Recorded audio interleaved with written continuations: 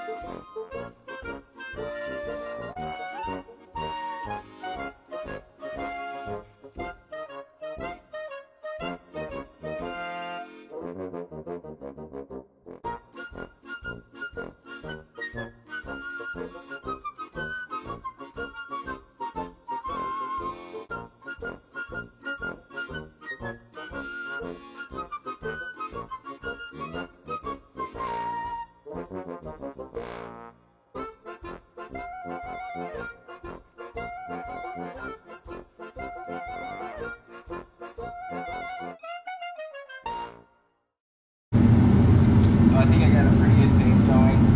I'm just doing like a quarter throttle. No idea, maybe 100 RPMs, maybe a little more, not sure. But looking down, I can see that the crosshatch pattern's a little bit more defined at like a 45. But I'll just keep going.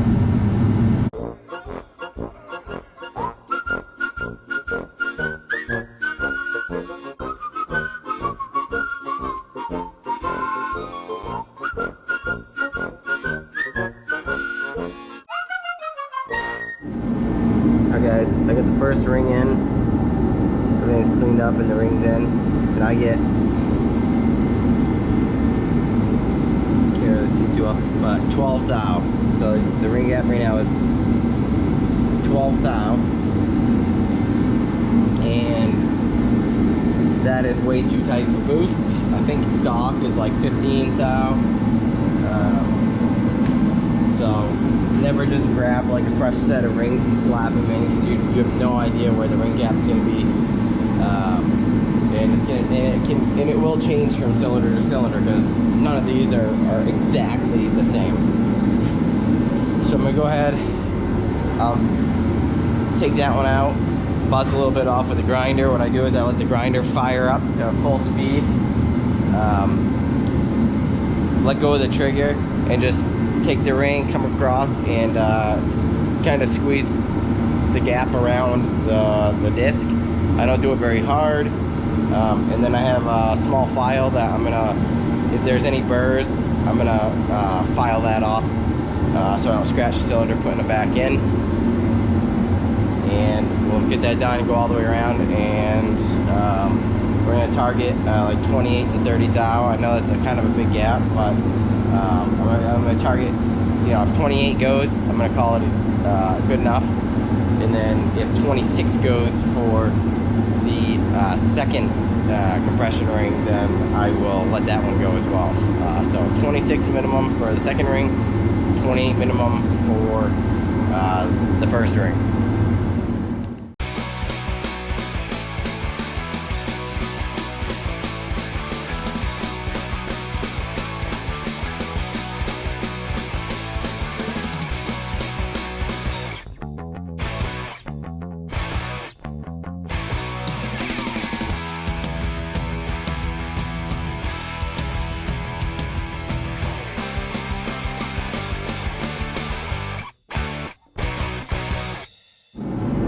Alright, so I got those all gapped, all the top rings.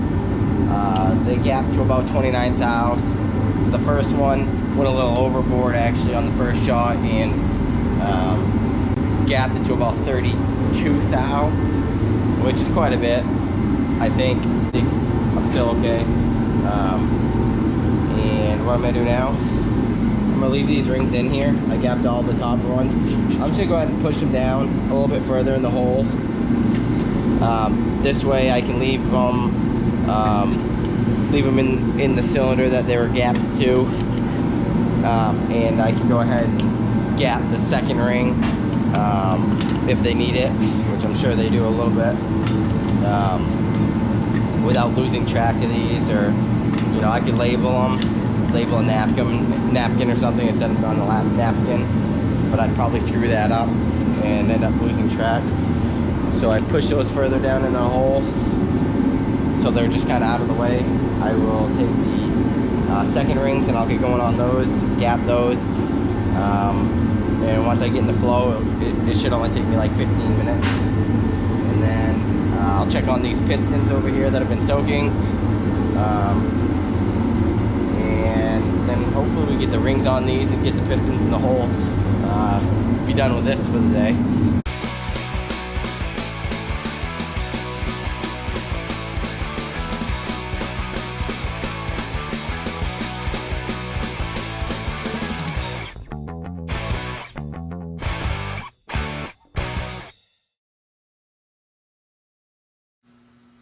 So without letting these pistons sit for an absurd amount of time, the grooves still had some heavy carbon deposit built up, but that deposit was actually softened from the chem dip. So I used a old piston ring that I cut to like just about 2 inches long and used it to slide through the grooves to get some of that softened carbon out, and that worked pretty good.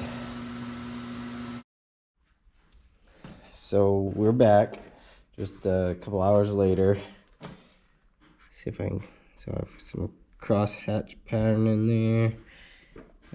More of a 45 than they were before. You can see there's, you know, the bores aren't perfect. There's a little discoloration down there, but I can't feel it at all with a fingernail. I cleaned out in here.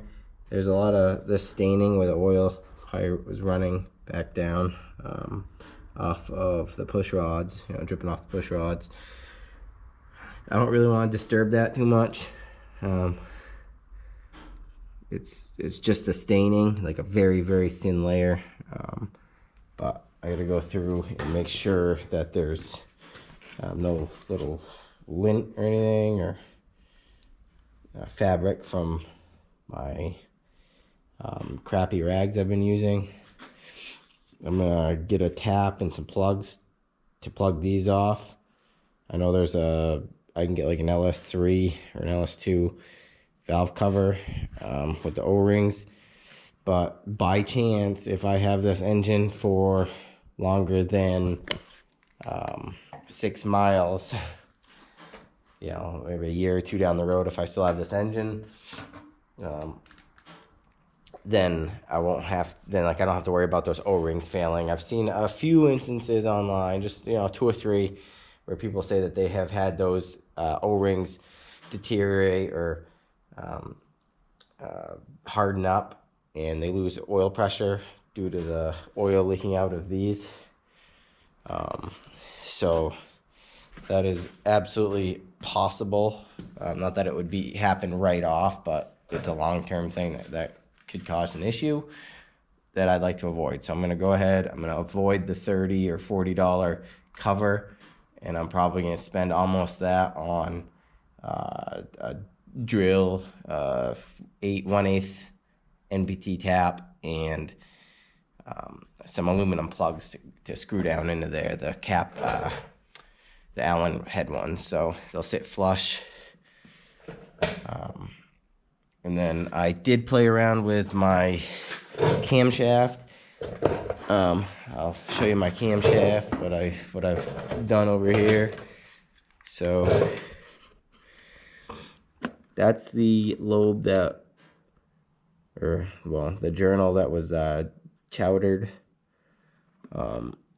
What I did there is I just took some 1200 grit sandpaper, put some WD-40 on it, give her the old shoelace polish job, measured it all the way around, and it is smack dab on minimum spec. But what that means to me is send it. I don't think I'm gonna have an issue with it breaking, because I rolled it on a flat surface and it is dead flat.